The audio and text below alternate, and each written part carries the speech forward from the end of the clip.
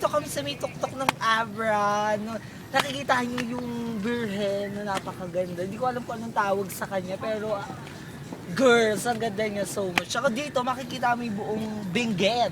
Banggid. Banggit pala. Sorry for that. At tignan mo, makikita mo yung parlor ni Edwin.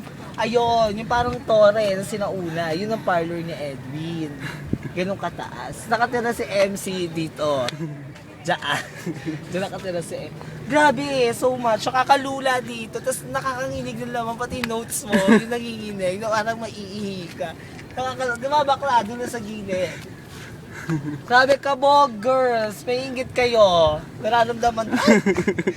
Karma ako. Ayun, makikita mo rin doon yung college school ng Abra. Yung Abra Valley College, saka yung Abra Valley SPED.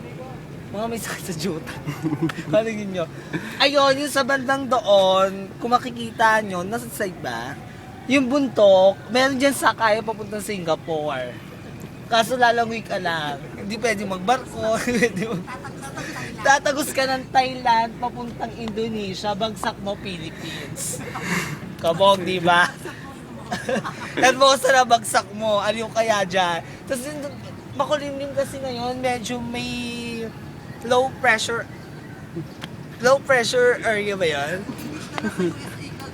Sa low pressure area kasi makikita natin ito. Saka aliw dito mga salita. Medyo natututo na ako pa konti-konti. Pinky, mainggit ka. Alam mo yan. Hindi ka nakapunta dito. Hanggang cemetery lang ang malayong naabot mo. Check mo yan. Tapos, ano pa ba? Makakwento ko sa inyo. Yon, maraming tsupa, service. Yung service talaga ang pukpok dito. Lahat na ng service nila umuupo. Kahit dalawa. Ha? Oy, may wala, ululay ako.